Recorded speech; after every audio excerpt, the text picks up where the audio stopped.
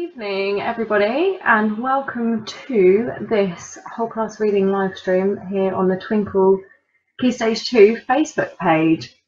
So I'm hoping you can see me and hear me, and this is all working fine.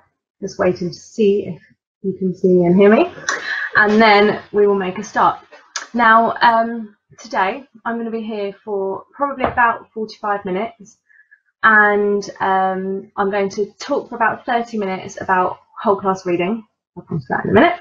And then there's going to be about 15 minutes at the end for question and answers, which I'll try and answer as many as I possibly can in that time.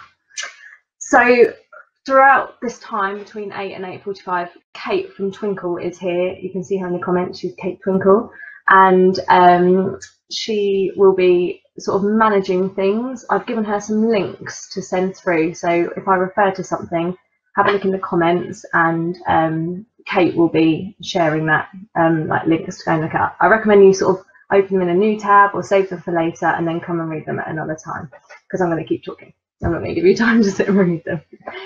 So also I'm going to be showing some exercise books, and I just want to let you know that I've got permission from the parents of those children. In fact, I think some of them might be watching tonight. So if Isaac's family are out there, hello, and I hope this is useful for you.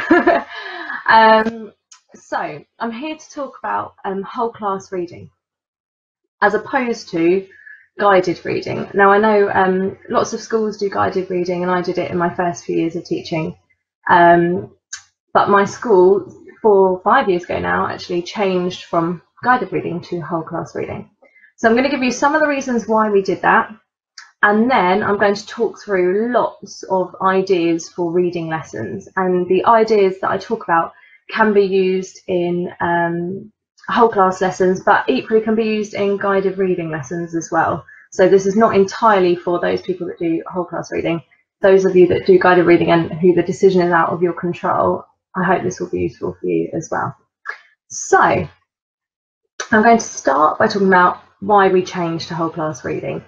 So we, my team, a few years ago, we were looking at our reading lessons, and we decided that actually we were working really, really hard behind the scenes in terms of planning, and spending a lot of time on planning for a very short amount of time in lessons. And so the sort of work-life balance wasn't working. The sort of effort we were putting in and what children were getting out of it wasn't matching up. So we thought about that. We also thought about the fact that when children get to the end of Key Stage 2, they're expected to do lots of written responses in their writing, in the reading comprehension test, whereas in our reading lessons there wasn't a huge amount of written responses there.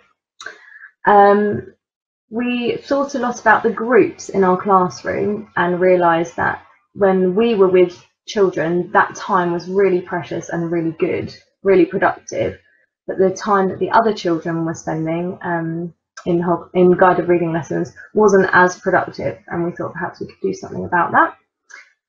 And for me personally, the biggest reason for switching to whole class reading is for those children who struggle with reading,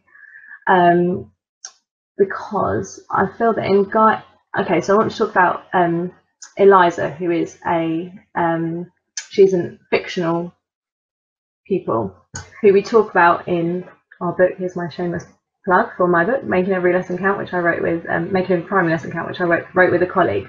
In the challenge section, we talk about Eliza and her time in maths in her primary school, and how she was in the circle group.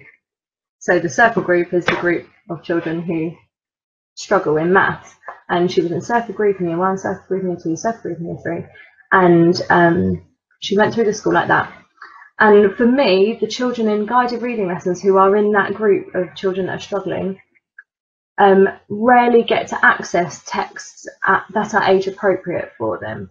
And so in whole class reading lessons, those children can access those texts alongside the rest of the class. So our whole class reading lessons actually is guided reading, but all on the same text. So that's a really good middle ground. If you're not allowed to do whole class reading, as I know lots of people aren't in their school, actually using your guided reading lessons to let all children access the same text is a good way of doing that, and some of the activities that I'm going to show you tonight will help with that. So I think the key to any reading lesson, whether it's guided or whole class, is text selection. So I want to talk to you quickly about how we go about choosing the texts in Key Stage 2 particularly in our school, but across the school. I'm going to be talking about mainly Key Stage 2. I might be able to touch on Key Stage 1, it depends on how much time we have. I want us to be finished for Educating Greater Manchester because I'm going to be watching that at 9 o'clock. So when we are looking at our text selection, we particularly look at the Year 3 and 4, Year 5, 6 words. So children that are in Year 5 and 6, we're hoping that the text that they're reading are going to be having a lot of the words from Years 3, 4, 5 and 6 spelling lists, curriculum lists, and also from the spelling rules, sorry, that they're learning. So that's really important. For example, I'm just going to show you some of the texts that we read in class. I've got them here, so a bit like you, Peter. Here's some I've prepared earlier. So, for example, our Year 4s read Matilda. Matilda is absolutely littered with Year 3 and 4 words throughout the whole text. So it's a really, really good text for Year 3 or Year 4. So that's where ours read Year 4. I've got stuff here, and I'm going to be sort of chucking on the floor. So thanks. So I'm sort of getting rid of it. Our Year 5s read Mary Poppins, which was a really interesting text selection. The way we chose that was we sat down together and looked at Amazon Look Inside, where you can click and see inside a book, because we didn't have copies of the text, but we wanted to have a look at the different options out there, and we were able to flick through a few pages and choose the one that actually we thought would suit our Year 5s and that they would get on well with, and that would work for them. Our Year 5s also look at Eric the Viking, Saga of Eric the Vikings. Our Year 6s look at The Messenger Bird, which they absolutely love. I personally haven't read it, but I will be now. But I know it's one of their absolute favourite books that they read, and in fact they read another book by the same author. Similarly, Year 3s read Stig of the Dump for the same reason, that it's full of the vocabulary in the Year 3, 4 spelling list, but also it's at a really good point for the Year 3 children. So I definitely recommend Amazon Look Inside, because you can then have a look at the pages and talk through with year groups or other or English leaders actually what is it we're looking for in one of these texts.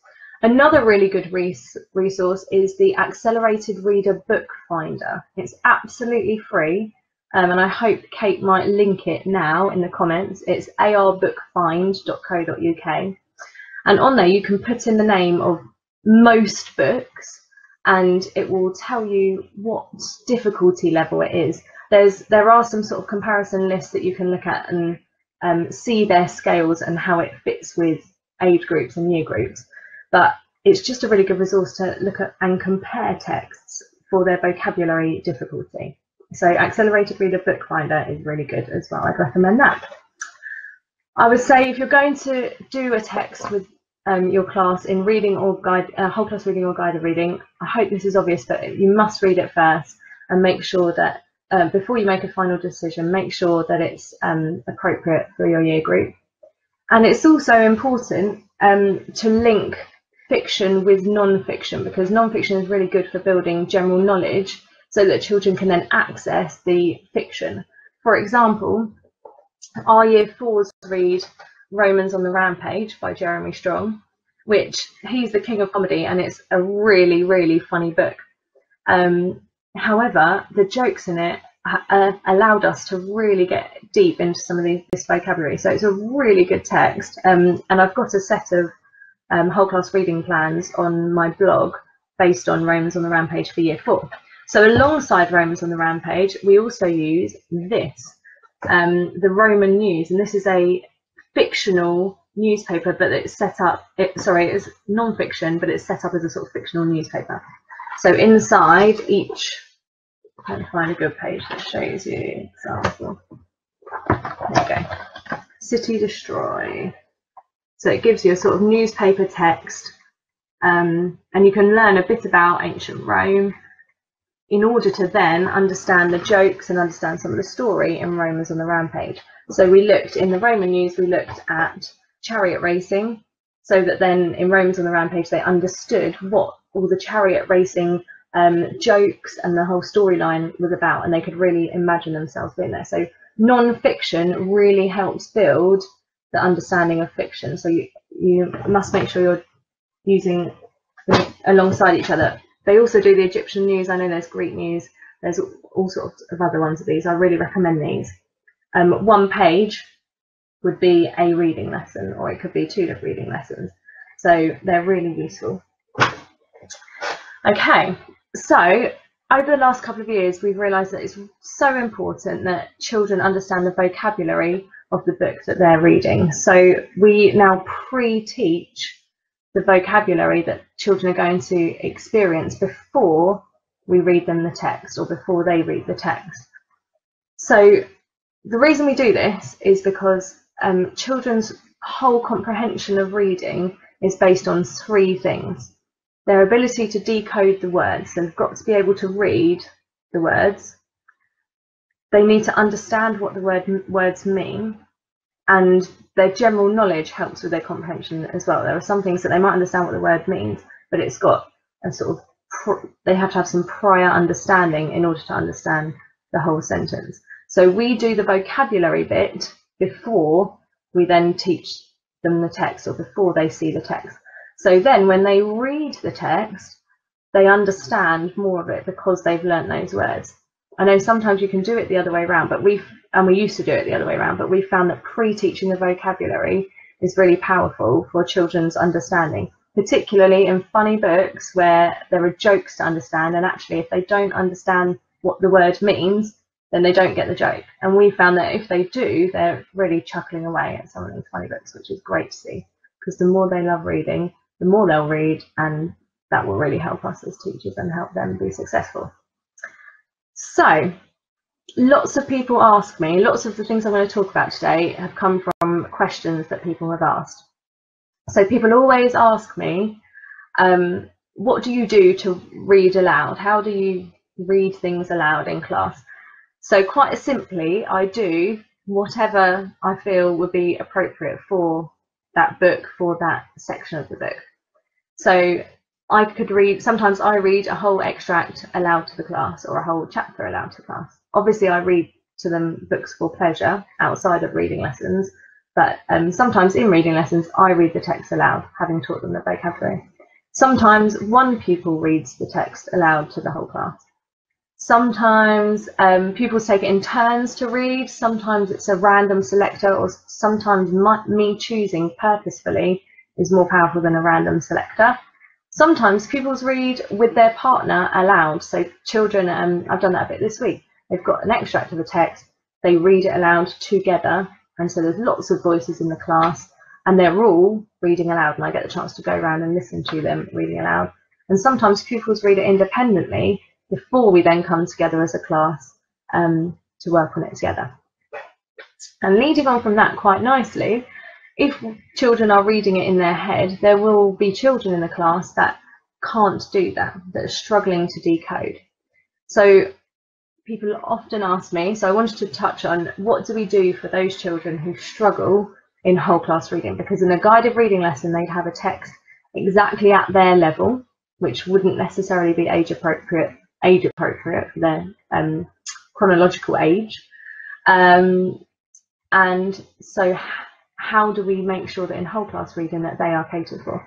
So there's a few things that are really important here with whole class reading. Firstly, that any phonic intervention, so for decoding, happens in addition to the whole class reading lessons. So they do come into the whole class reading lessons, but also they have extra intervention on their phonic awareness and their heard read more often aloud, so that they do become better decoders. So that's really important. I've found really useful if there's a supportive parent to the child and you know that they are happy and willing to help out, I'll send a copy of the book home a bit before we're going to read it. And then that child, when they come to the whole class reading lesson, they're better equipped, they're more equipped to access the lesson than beforehand. So that's another thing I do, send it home, and then they can access it. Either read the whole thing beforehand, or if you're worried about surprises being spoiled, just send home a bit of a sort of reading schedule of what would be useful to read before which bits. Also, you can give the children the chance to read the extract aside with an adult, and then ask any questions about the vocabulary before they come to the lesson, because then again they're better equipped to access the lesson at the point at which you're going to teach it. And during our lessons, if we have when we have activities that children are doing, we can adapt those activities so that they are better at so that they will be able to access them at the same point as their peers, but with support. So I've got some examples to show you. So this is one from this week. At the moment we're reading Cosmic by Frank Cottrell-Boyce. Actually, I've got all these orange post-it notes are for tonight. I've got in here, we're doing this at the moment. Those, I don't know if you can see those highlighted words. They're all the year 3, 4, 5, 6 words just on that double page. And I've been going through, because the children like to spot those as well. So we're reading Cosmic by Frank Cottrell-Boyce in year 5, and we're doing activities about summarising it. So for children that are struggling, actually they've got a fill the gaps activity. So they can have a copy of the book, they can be looking through that part of the book, and they're filling the gaps to show their understanding. So that's their summary, when other children maybe are writing bullet points or writing a full paragraph to summarise. So that's one very quick way of supporting those children that might struggle. Also, I don't know if you can see this. This is from year 4 whole class reading lessons about Scarab's Secret, which is a lovely, lovely book about the Egyptians. And for this is Olivia's book, and she was asked to fill in the thought bubbles of these characters. So what are the characters thinking at this point in time? It's a real turning point in the book. This is when the drama happens. So we stopped it there, and then asked them to write what's each character thinking, because then we could really understand as teachers whether the children have understood what's about to happen in this book. It's really dramatic, it's great. A child that was struggling would have had some text boxes which they had to put in the correct place. So theirs was more of a decoding and deciding activity. So they had to read what was on the text box and then put it in the right place, rather than that slightly more challenging option of having to decide themselves what the person is thinking and to put that in the correct box as well, because that's quite a high level thing. Even though it looks like quite a simple activity, it's actually not. So there's another way of how you can support children who struggle. The last thing I will say about that is that we often, as the whole class are doing an activity, I then pull a support group near me, and I work with them in a very guided reading style way on the same activity. So I model it to them, we do some together, I write it on the board, they can put it in their books, and then they do some independently. So they have a slightly more scaffolded journey to get to the same point as the other children in the class. So there's a few ideas of how you can help those children that struggle with reading in whole class reading lessons. I can see you asking about differentiation already. There you go. So we have lots of different activities that are focused on the objectives of the curriculum. So this completely depends on the text that you're reading and the aim that you want, the aim of the lesson, what you want children to achieve during that lesson. However, I've got some examples to show you of the sorts of things we do in whole class reading lessons. So this is from Scarab's Secret as well. So there are some quotes, and children have had to sort them to say whether they show that Capri, who's the scarab beetle, is special, quotes that show that he's in danger, and quotes that build tension. So you can see here, the air felt colder, the light from the torches was dim. So that builds tension in the writing. We've talked about that beforehand. And there would have been an option for children to find the quotes themselves. So this actually, the cutting and sticking of this is a support activity. Lots of children would have found the quotes from the books themselves. So there's one. This is Poppy's book. I'm just going to whiz through because they're all in her book, all the examples. So here there's special descriptive words or phrases. So children are pulling out of the book the phrases, putting them in inverted commas. And I love this one. It's a bit of drama. So of course, drama is really important in reading. Drama is great for helping children to understand emotions and feelings. So we've done a bit of drama, and then the next day children have put the thought bubbles in to the drama. I can't remember. Oh, that was War Game, which I think I had a copy of this. Yeah. Here we go. It's War Game by Michael Foreman, about the Christmas trees football game. Amazing book, amazing language, picture of the book as well, Bookie's issue, which is great. So there's a bit of drama. We've got sorting quotes into the beginning of a story, middle of a story, and the end of a story. So children don't have the book for that. They've then got to look at the quotes and think back to their understanding of the whole story. Which does it come more from the beginning, the middle, or the end? Here's one from the Snow Queen. I like this. We looked a lot with the Snow Queen, especially in the first chapter, at positive words and negative words, and children got the chance to sort them and discover some really great words there, some really different words. And yeah, that's for a little bit later on. Okay. Oh, I think I've got one more here in Jack's book. Let me have a look. Oh yes, I have. So we looked at some non-fiction text, some newspaper articles about two men who climbed Everest and went from the North Pole to the South Pole. And in the newspaper article, those children sorted quotes that showed that the boys weren't prepared, showed that it was a challenge, and that showed that the author was impressed with them.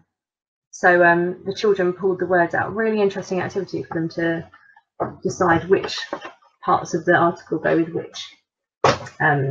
which heading. So there's some activities. Rhoda, who I worked with 5 years ago, and a good friend of mine, has shared on her blog, misswilsonsays.wordpress.com, a whole bank of ideas, a really good, I think it's a PDF document with loads of other ideas for activities that are for whole class reading lessons or could be used in guided reading lessons that go beyond reading comprehension questions. I'm going to talk about questions in just a second, but that aren't just asking questions. Kate has just shared the link. Thank you, Kate.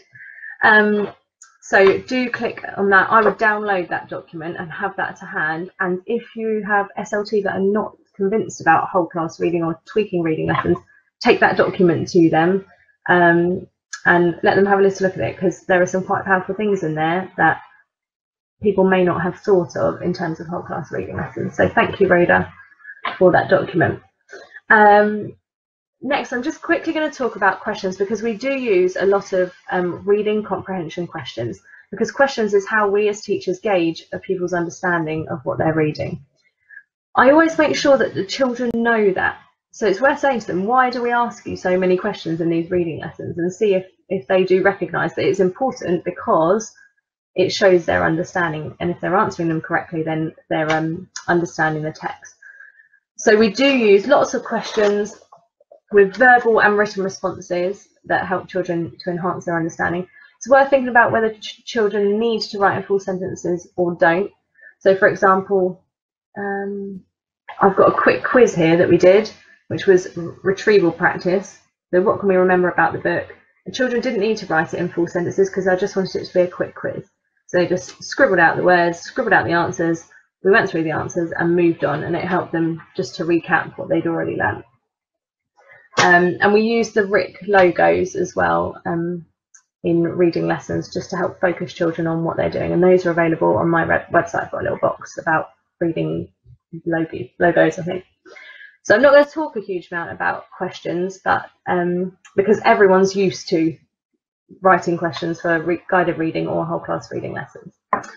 I'm going to move on to talk about something unusual that we've started this year that I remember doing it in secondary school, and we've brought it into year 3, 4, 5 and 6, and children, as far as I've known in my last year 4 class and currently 5 class, have really responded well to this, and it's helped them delve deeper into the text.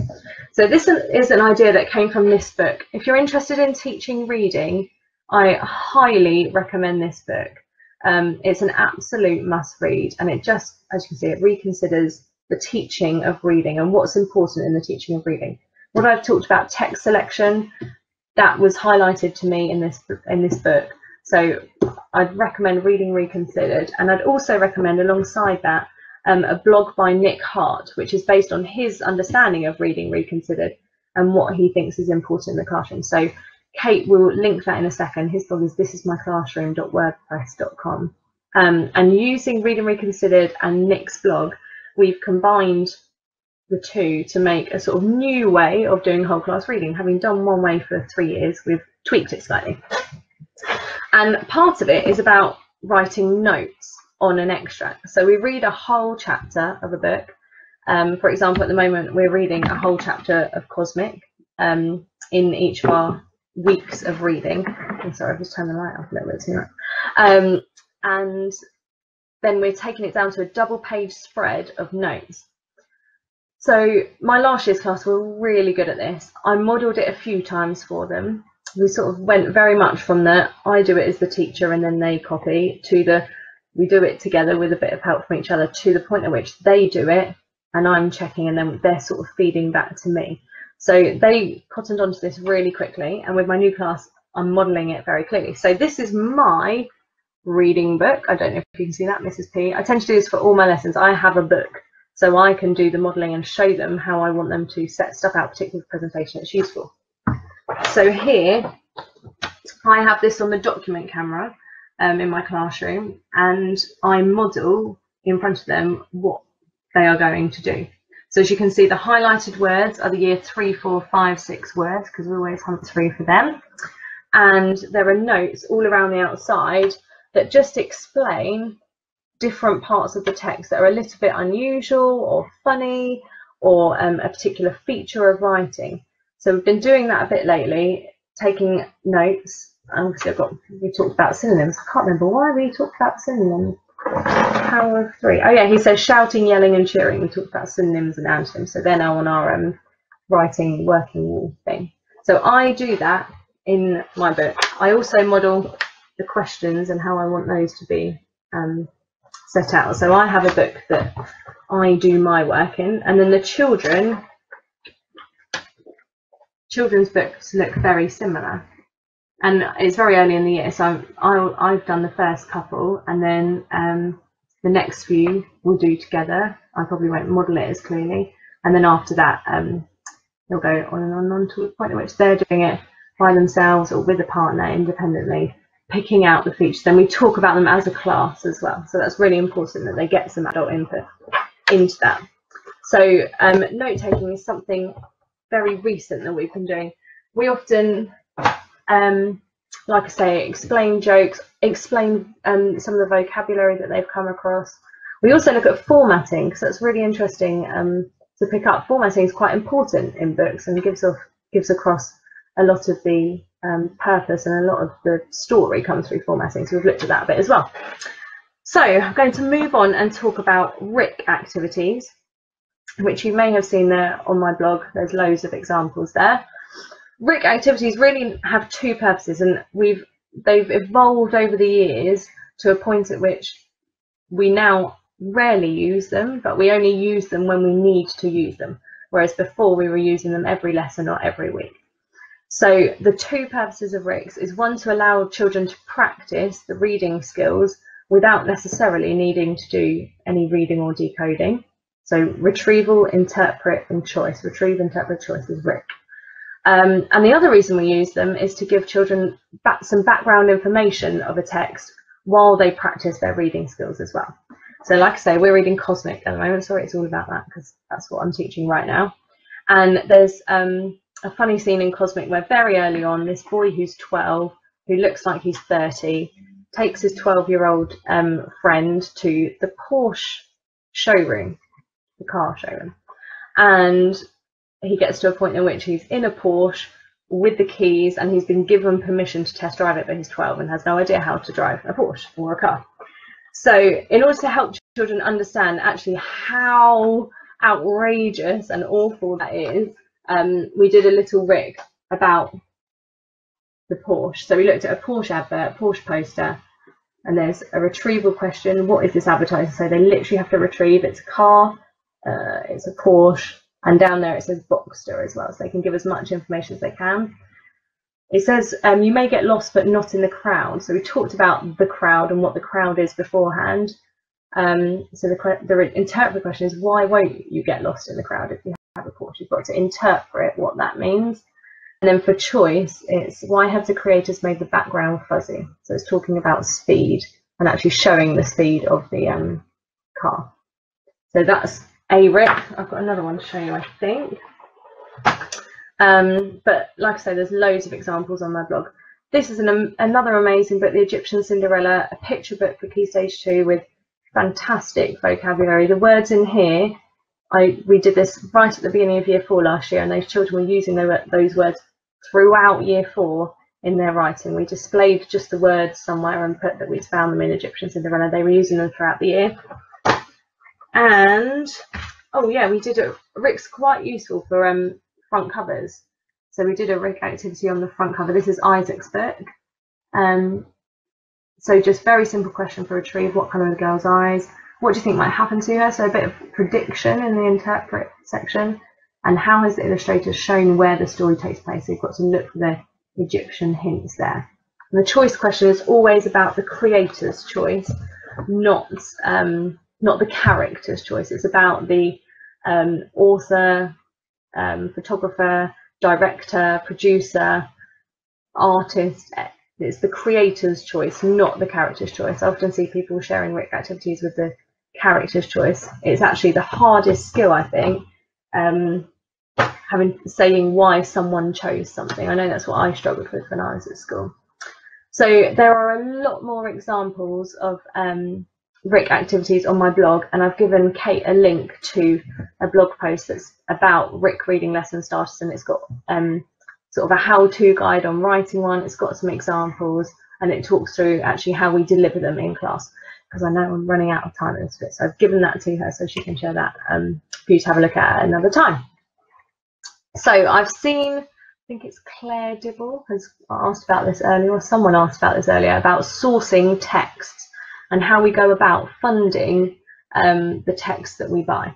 So I'm just going to talk quickly about that, because that's really important. In whole class reading lessons, I've got 33 children in the class. That's ideally 16 or 17 copies of the book if you're going to have one between two.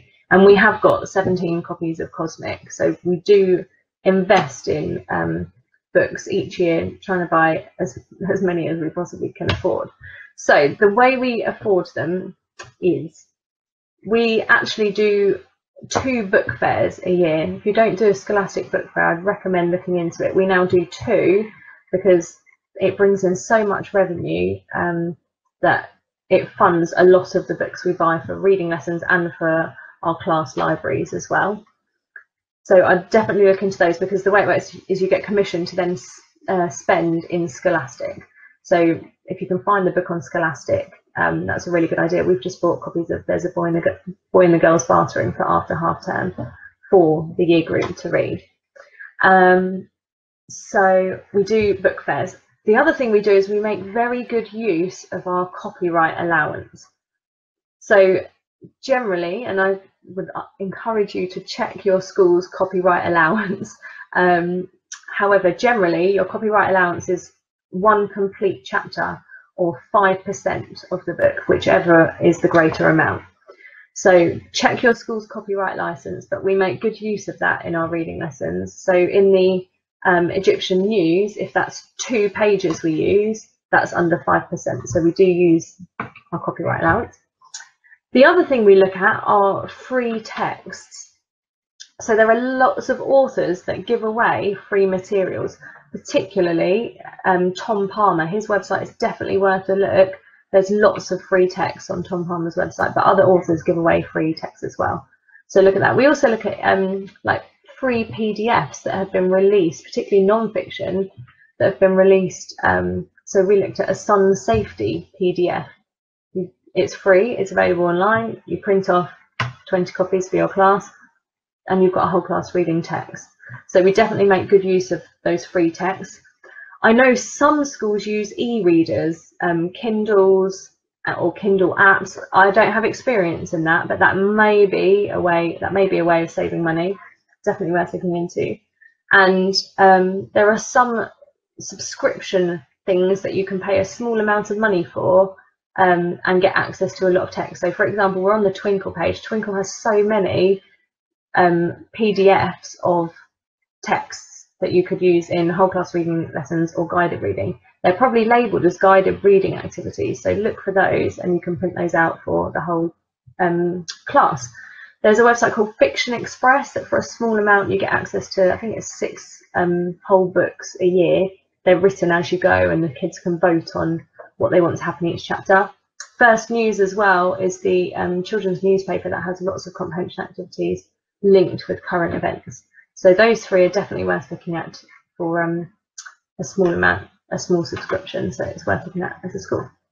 So just before I take some question and answers, Q&A, I just want to say I used to absolutely hate teaching reading when we were teaching guided reading. It took me a huge amount of time. I didn't feel like the kids got a huge amount out of it. And I now love teaching reading lessons. They're my favourite lessons to plan, favourite lessons to teach. So that has made a big difference to me. It's also made a difference to my work-life balance, moving to whole class lessons.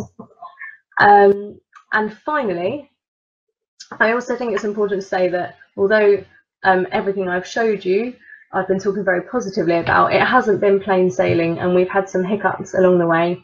For example, we made a really poor decision in going with the Snow Queen last year. It just didn't work for the cohort that we had and we didn't make it work for us. So there have been problems along the way. It's not all been plain sailing, but we have learnt from them and tweaked things and changed things throughout the time. So thank you for listening. I'm just going to take some questions. So if you have any questions now, stick them in the comments. I might have a little look through and see if I can see any more. I don't know if I can scan through the comments on here. No, I can't. So someone's saying, how do you show progression in summarising or predicting, for example, across key stages and year groups? So firstly, a lot of the progression in reading comes from the text and how difficult the text is. So it's definitely worth making sure your text selection is right. That's what I said right at the beginning. Text selection is absolutely key. Also, it's your expectations of summarising, but there will be children in all year groups who will need fill the gap activities, or most year groups that need more filling the gaps, and there will be children that will be able to summarise orally. There will be children that will be able to summarise in a full written paragraph. So obviously down in year 1 and 2 we're probably talking oral summary. So that's what I'd say to that. I can't see any of the other comments. I know they're coming through because it says up here where they are. I don't know if I can see them. I don't understand the live stream now. Okay, are there any other questions before I sign out, ready for Educating Greater Manchester? I know they are coming through. I can see it counting up, but I cannot see them. Okay, hold on. I might have to have a look at my phone. I'm going to go and get my phone. Hold on 2 seconds. Okay. Sorry, that's a really squeaky door. Okay, let's have a look at. I'm going to come and look at the video on my phone and see if I can see any of these questions, because I can see that the number of comments is going up, but it's not showing them to me on here. Oh yeah, it's showing lots more comments. Okay, right. So general structure of lessons per week. This is Emily Davis, or Davies, sorry, say your name on. For us at the moment, oh no, it's playing me. No. Okay. This is Emily Davis, or Davies. I don't want it to play me. Okay. Sorry. I'll go off of it each time. So general structure of lessons per week is, we have our first lesson will be vocabulary based lesson, reading the extract and summarising the chapter, and then our second lesson will be more of a note taking, a comprehension activity, some questions and a recap of the vocabulary that came earlier on in the week and that has come earlier on in the term. So we're always building up the children's vocab through short vocabulary quizzes. So that's a general structure. That's a very quick general structure. Okay, so someone's asked, do we use reading records? Yeah, our children have reading records. We expect them to write in them. The parents check it once a week. My current class has been amazing at that. And we're really looking for them to be reading independently in year 5, but reading aloud to an adult whenever possible, of course, because that's really useful. And we've also talked to parents about how best they can ask questions to build children's comprehension. And someone else asked, do we read whole books or do we read extracts? Always whole books. Absolutely always. Children need to be reading whole books so that they get that love of books and so they get immersed in a story. So in Cosmic, it's a really thick text. So what we're doing is we're reading one chapter as our reading lessons. So the 2 are on the same chapter, and then we read 2 or 3 chapters as our sort of reading time, our class reading time. So we're alternating chapters in order to get through. That's what we've done all through Charlotte's Web, Matilda, most of the thicker Harry Potter and the Philosopher's Stone, most of the thicker books that I've used as part of whole class reading, we've read chapters for pleasure, not as part of a lesson in between. So that's how we manage to get through whole books, and definitely always whole books. Someone's asked, can I recommend text for year 2? I can, but I'm not going to do it right now. I've got a blog post that's about books for year 2, but I'd also recommend Ashley Booth has done some book lists for years 1 and 2, 3 and 4, and 5 and 6. They're absolutely amazing. I've just launched it in year 5 and 6, and the kids are really engaged with it. So Ashley Booth, I think he's Mr. Booth Y6 on Twitter. If you search Ashley Booth book list, I'm sure you'll see them, or you'll see some tweets that I've sent to them. I don't know how to find some other comments. You're going to have to send your questions through again if I'm going to read them. Sorry, because I can't see them all on here. So if you've put a question up in the last couple of minutes, I've only got about 3 or 4 minutes left. Send it through again so that I can see it on my phone, please. Okay, someone's asked, how long will we be reading Cosmic for? We're going to read it for half a term, so we expect to finish around half term. So we are currently around page 100, so we've got to get a bit of a move on. And it might get to the point at which we read a lot of chapters in between, but we will stick with this till half term until we've finished it as well. So we're not going to switch between different books. Someone said, do we use the same books for reading and writing?